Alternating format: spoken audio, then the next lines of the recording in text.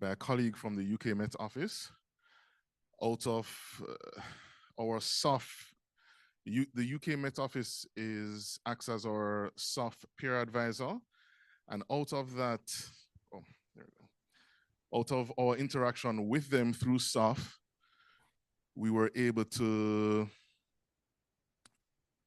do this activity which analyzed the benefits of the Met service to the Belizean society and economy. So I'm joined online by Nathan Woodhead, and I'll just introduce the first couple slides and then hand it over to Nathan.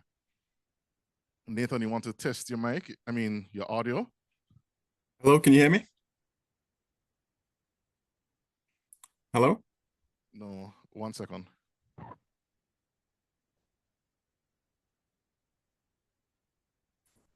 Can you hear me now? No, they're checking. 1 second. Go ahead. Try again. Hello, can you hear me? Yeah, okay. Perfect, thank you, Dwayne. Okay, so I'll start, Nathan, and then hand over to you.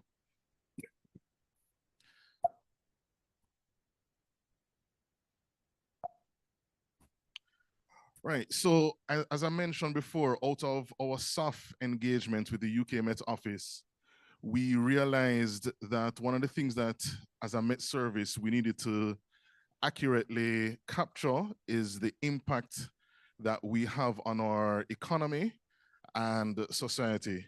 So out of that, we, through the UK Met Office, were able to do a socioeconomic benefit analysis, so to speak. For most of us, as small Met services, we produce a number of key services to different sectors of our nations. We just saw some from the fisheries industry, but some of them, obviously, aviation, agricultural services, climate services, or public weather forecast, marine forecast, and at the Met Service, we run local NWP, in this case, WARF, for the nation, basically.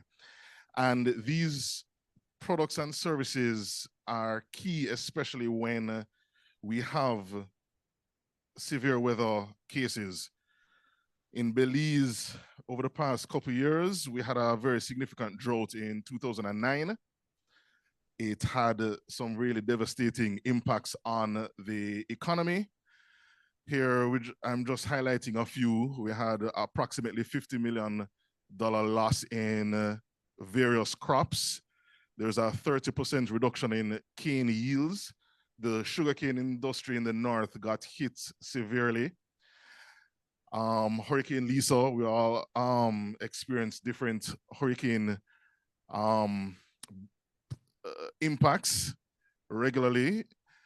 In 2002, we were hit by Lisa and approximately $200 million in damages and a lot of homes being damaged. And then last year, we had a very dry season that led to really, really, really bad wildfires, particularly to the south of Belize. So again, just highlighting some of those damages, approximately $8 million worth of damages, and a lot of farmland was lost. It was really, really, I've been living in Belize for nearly 20 years, and that's the worst wildfires that I've seen. So how does all this fit? And how does the Met Service, can we quantify what we do and see how it benefits our society? And now I'm going to hand over to Nathan. Go ahead, Nathan. Thank you, Dwayne. If you're okay to go to the next slide. Sure. Appreciated. Yeah, so I guess just giving some further background to this of the importance of carrying out an economic study, similar to the conversations that I've listened to today already, there's a big importance of being able to understand those impacts. And when it comes to government, the best way to actually explain those impacts is putting a dollar sign onto it, because that's how the politicians and the government officials understand the actual value of the issues that are going on and also what the Met Office can do to mitigate that. So to give a bit more context for Belize, As a small state, Belize ranks third at risk to natural disasters and fifth at risk to climate change, which is obviously pointing them into a significant place in terms of the future. The current loss is about 246 million, so 7% of their current GDP. However, in the next 75 years or so, that is expected to almost reach 100% of the country's GDP, which, if nothing is done to try and help mitigate that, where the Met Service is a large driver of that mitigation, there could be even severe impacts as we see here. Dwayne, if you can go to the next slide again, please. Thank you. So this builds up a part of what we actually carried out when we went to Belize. So as the Met Office, including myself and a couple of my colleagues, when we went to Belize, we really wanted to ensure that we didn't just capture the voices of the Met Service, but also the stakeholders of where the services and products are used and provided. And we held individual interviews with each sector. And then we also held a workshop to gather everyone's thoughts together and kind of make it a very collaborative space. Because whilst these departments and private organizations rely heavily on the data that Met Services provide, in order to ensure that impact-based forecasting is improved, we also rely on their data and their understanding as well of how they use the services, what could be improved, and also how it impacts their day-to-day business. If you can go to the next slide again, please, Dwayne. Just one back, yeah. And the reason for doing this is service improvements have improved significantly in terms of the socioeconomic benefits across emerging economies. So, for example, on a standard scale recorded by WMO, the benefit cost ratio scale is between 4 to 1 to a 36 to 1. So it's highly economically efficient to actually invest in the Met Services, even when discount rates are considerably high. For example, in Zimbabwe, after 2 years, they saw a 17% increase in yield due to weather training information. So as previous conversations were had, providing the agricultural industry with a better understanding to actually tackle climate change, and that actually increased their yields. And of course, similar in other countries as well. For example, in Burkina Faso, they saw a 41% reduction, reduced in production costs just by having better weather and climate services and also the training to understand and use that service as well. If you can go to the next slide again, please, just bringing us back to the context of Belize. So with this study, it was very indicative. So it's very appropriate for countries that have not yet had the opportunity to have a socioeconomic benefit study. For example, we carried one out in the UK. It took about 18 months to complete, and it gave us quite accurate information of what our Met Service is valued at. But even then, it was considered quite conservative. For Belize, we had about 2 months of time with only 2 weeks in country to kind of create, first off, the model that we used in Belize, and second of all, write the report. It came back to quite a conservative 6.8 Belizean dollars for every $1 Belizean spent, which is still showing a significant benefit to the economy and society, capturing from how it supports other government agencies to how it's supporting global meteorological and climate modeling, but also how it supports the services in the society, the national strategies, and the overall economy and public. And of course, we wanted to also change that narrative that a Met Service is not just there for when severe weather happens, but it's also there to help mitigate future issues too. This study was actually used using a pool of about 150 sources of literature from outside of the country on the different benefits that can be gained from a service, all economic studies. And then we also matched that with a few inputs from within the country as well from Belize. If you just point us to the next slide, please, Dwayne. Thank you. Yeah, so in carrying out this modeling, just to give a bit of backdrop, so Belize is the first country that we collaborated with to kind of create a world economic model, which can be used by other countries in the world to estimate and value their benefits of the services that they provide to the local, to the economy and society. As Dwayne said, it came off of the SOF initiative, and it's actually been driven much further with desires to now test this modeling in different countries of the world. But just a bit more context, we do want to make it as simple to use so that non-economists are able to understand what's required within the inputs of the general country and also sector inputs, so that once this model is complete, we can actually share it with other Met Services around the world to actually be able to somewhat create an indicative study themselves to be able to value their service and support funding requests as well. So the general country inputs, we're looking at the national Met Services budget and operating costs, the products and services that are provided, and obviously different metrics as well. So a big important aspect of this model is being able to have the historical data to understand how lead times have improved. And then through various studies and also in-country case studies, we're able to then suggest through various formulas what the benefit of those increased lead times are, which gives us the value of that investment. And of course, a very important aspect, which is quite qualitative in a quantitative model, is the insight from customers and stakeholders, which really drives the narrative of the importance of a Met service within a country.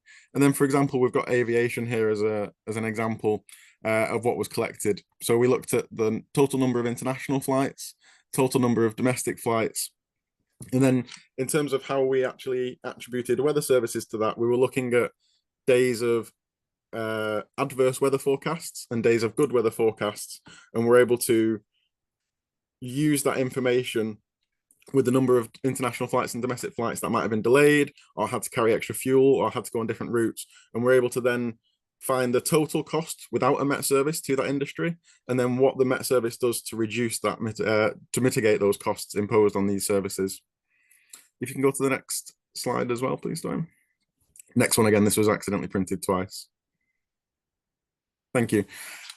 And the priority of the report was essentially to highlight some investment needs that we saw as a priority for the Belizean Met Service. Now, one thing to be clear here is obviously our priorities would be very different from the Belizean Met Service's priorities. And as it was an independent study, we wanted to ensure that these investment needs aren't us telling you what you need to do, but what should be done for a sustainable Met Service to allow for more accurate forecasts and tailored information that can be provided to the various stakeholders. And we found that for the Belizean Met Service, it would be a good approach to kind of invest further in the stakeholder engagement aspect, because that would really help in the advocacy of securing further mandates and also in securing sustainable funding for future services.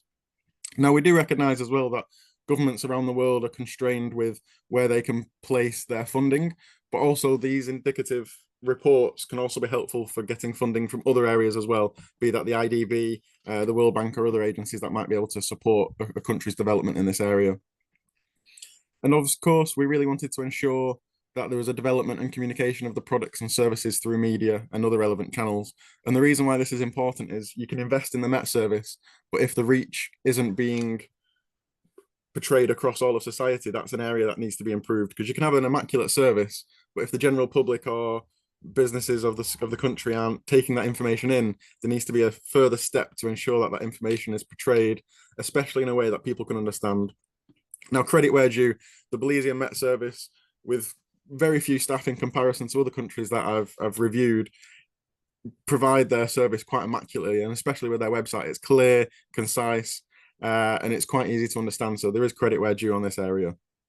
And another aspect was to introduce a cost recovery mechanism. And I think this is an opportunity for Met Services to really consider, are there any costs that they can receive, whether it's from other agencies or the general public, not necessarily charging the general public, but seeking their own income so that they can support the government funding as well through cost recovery mechanisms. An example of this is quite a lot of Met Services around the world will receive money from international airlines for the flights that they actually support with coming to the country. And in Belize, I hope this can eventually come into play just to better support the Met Service and funding. And also a very important aspect, and I think this is quite apparent across the Caribbean region, is a sustainable succession plan. So ensuring that the limited resources in terms of staff that you have within the country, you're able to open up further opportunities to ensure that newer and younger staff are still able to come into the service as time goes on. And I think with there being limited educational opportunities around these areas, it's a key focus, not just for Belize, but also for the region, to ensure that there are sustainable succession plans moving forward. Thank you, Dwayne. If you go to the next slide. So I just wanted to open the floor for a couple of questions, or if Dwayne wanted to add anything else. But I did also want to say, like I've mentioned a few times, this was an indicative study. So it is something that can be improved upon. And as the model develops, as we said, we're going to be trying this in South Africa next. We'll be able to understand what's needed to be adapted in this model. And hopefully, once this is finished within the next year or so, we can provide this back to Belize, and they can also be drivers in helping other countries around the region in being able to understand how they can approach valuing their economic benefits and impacts on society. Thank you for listening, but if there are any questions, please do feel free. And I recognize I talk quite fast, so apologies there.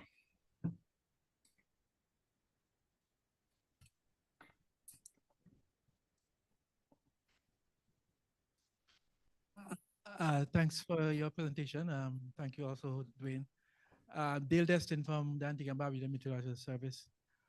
So the UK Met is also a peer advisor, and we would have put into the SOF a request for a SIB to be done with respect to us. I wondered though,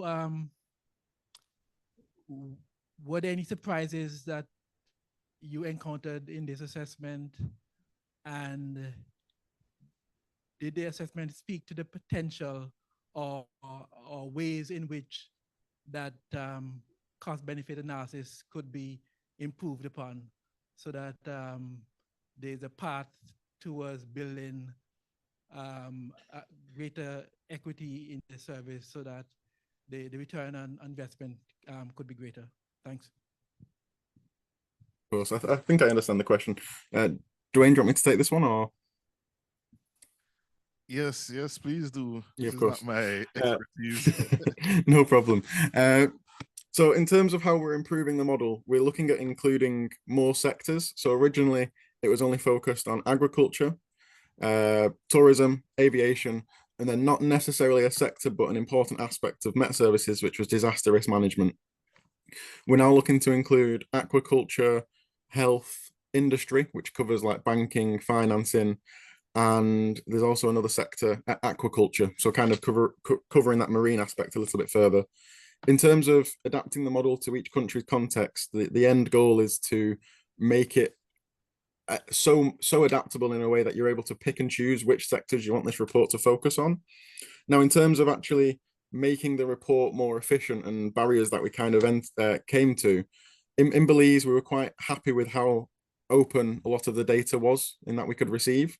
So I think a key aspect moving forward is to ensure that you're speaking with stakeholders, not just on a meteorological perspective, but also on an economic perspective, in a sense of, you don't have to be an economist, but just being able to ask, what have the damages of this event been to your area? So then you're able to improve not just your impact-based forecasting in the future, but also kind of the pool of case studies that'll be useful in reports such as this.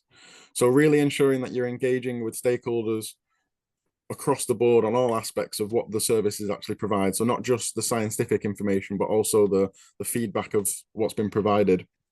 So I think the main aspect is stakeholder engagement. And with that, the surveys that we handed out whilst in Belize really showed a strong advocacy for the Met Service from stakeholders that might not have otherwise been in the conversation prior to this study being carried out. Whilst they would have still had a connection with the Met Service, I feel that this study was able to embolden those relationships a little bit further. And in terms of actually successfully seeing an increase in funding, do I think that it will work immediately? Not necessarily. However, a report like this takes away some level of responsibility from the Met Service because they've portrayed their benefits. So it's then up to the central government to be able to understand that change of narrative and to actually act on it. And if not, the Met Service can continue as they are. So it is a very slow driving change, but we're hoping that it's a quite impactful one. And as more countries carry out similar studies, there'll be a stronger relationship across Met Services, across the WMO, but also within the country as a driving force. And I think that was something that Ronald from the Met Service was very understandable about, that he doesn't necessarily expect change in year one, but hopefully with carrying out this first study and then developing it further as more improvements to the model come about, then we might have a stronger case for government as well. And as far as I'm understanding, it was quite well received by the blue economy, which is the sector which the Met Service sits within. So I'll be delighted to see what does further come out of this as the time goes on. I hope that answers your question. Sorry, I can go on a tangent now and then.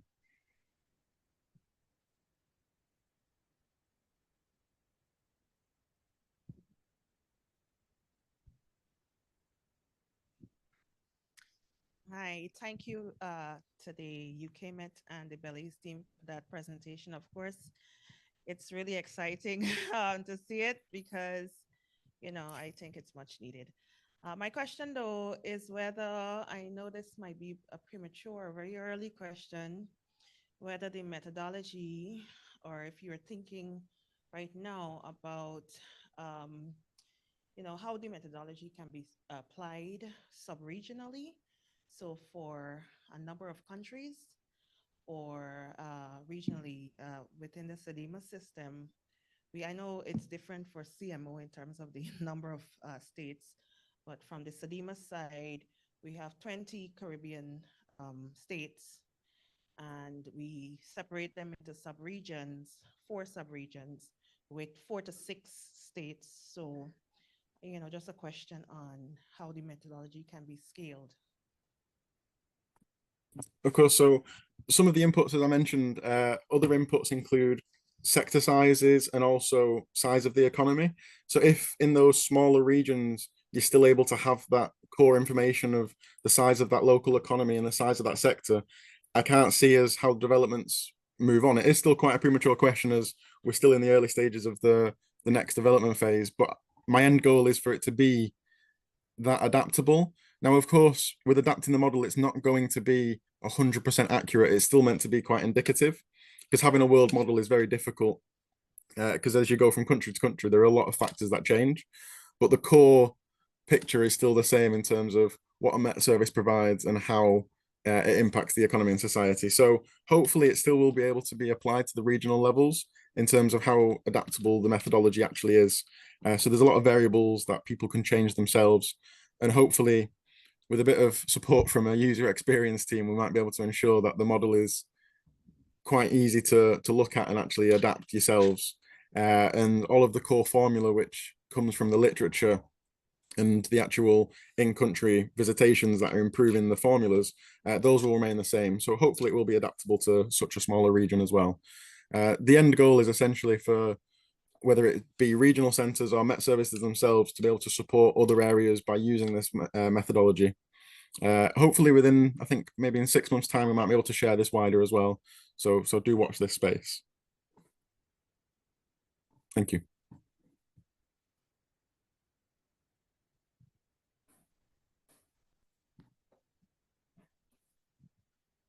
Hi,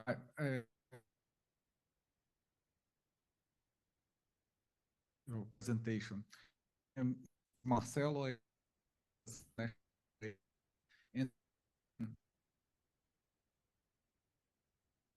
network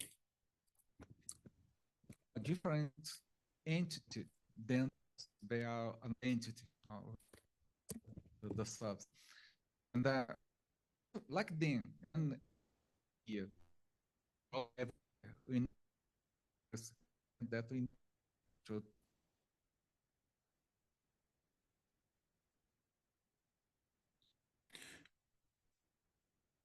Sorry, I'm Dwayne, you might have to help me here. I couldn't quite hear the question. The microphone was just cutting out. Prove the economic benefit of water monitoring. And the first part of the study, we started with the initial premise that if you have a network, recording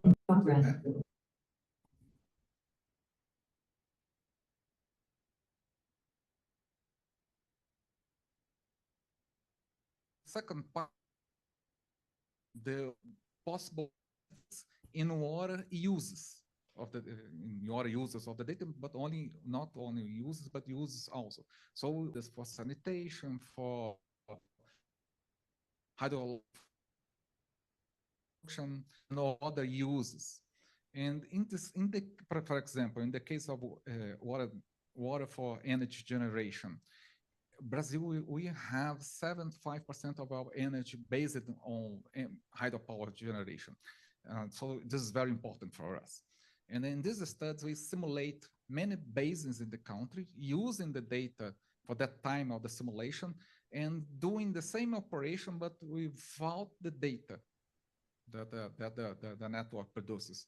So we concluded that with the water monitoring, the economic benefit of having that and increasing the energy generation in the country is about for $1 that we invest in the monitoring, we have more than 100 in return. We have another interesting case in the case of early warning, just for flooding warning, simulating not only the dam operations during a flood, but also how the civil defense agents will work in the basin during a flood. We achieved the result of for $1 invested in the network, we have 600 in return. So it's a large study. A lot of people work with that. We are publishing that right now, not only in our website, but also in scientific reports in magazines and journals. So right now I have numbers. So I'm using that in the Congress.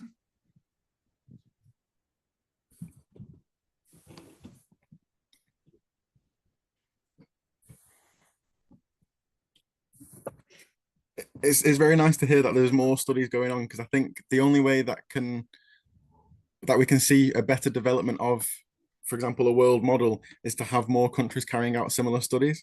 And the astronomical benefits is completely true. The early warning forecast centers in Europe recorded an original benefit of 400 to 1. So I can definitely see how these large cost benefit ratios are coming about. So as it develops further, I do see that the outputs will be a lot less conservative and a bit more accurate. But as it begins, we aim for the more conservative side, just to not turn too many heads in terms of how the benefits are so high. But in actual fact, the benefits are astronomical, especially as services are introducing new products in gaps within the market. So I'm very happy to hear that other countries are carrying that out, and I'd love to see a finished product when that report is completed. Excellent. Well, Kerry here, Nathan. I just wanted to say thank you so much for your time. I know it's late there, so we really appreciate you joining us from the UK. And thanks to Dwayne as well. Just to say, we're going to have a very short break now, refreshment break, bathroom break. If you can grab yourselves a drink while we're going to get the roundtable session set up for our last formal session of the day. So thank you both. Take care for now. Thank you very much. Have a lovely day.